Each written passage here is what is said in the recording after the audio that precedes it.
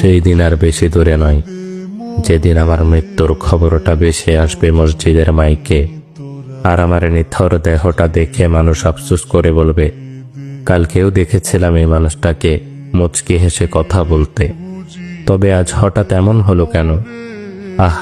মানুষটা বড্ড ভালো ছিল।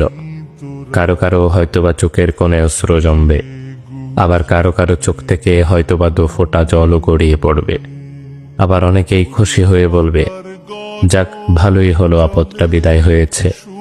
বেঁচে থাকতে কি কম জ্বালিয়েছিল? ব্যস্ততার কারণে আমার অনেক কাছের মানুষরাও হয়তোবা আমার জানাজায় উপস্থিত হতে পারবে না।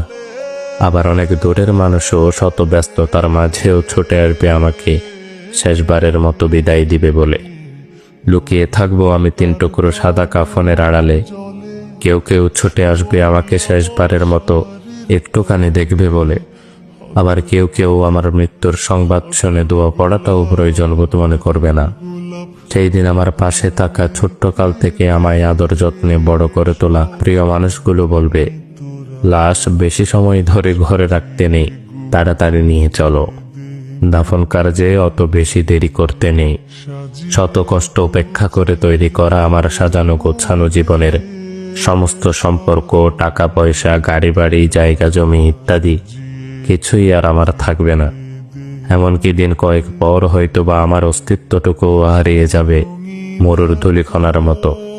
তারপরও কেন জানি আমার অহংকার, সম্পদের লালসা, ক্ষমতার তৃষ্ণা ইত্যাদি যেন দিন দিন বেড়েই চলেছে। একদিন আমার মৃত্যু হবে, আর সবকিছুই ছেড়ে চলে যেতে হবে সেই অন্ধকার কবরে।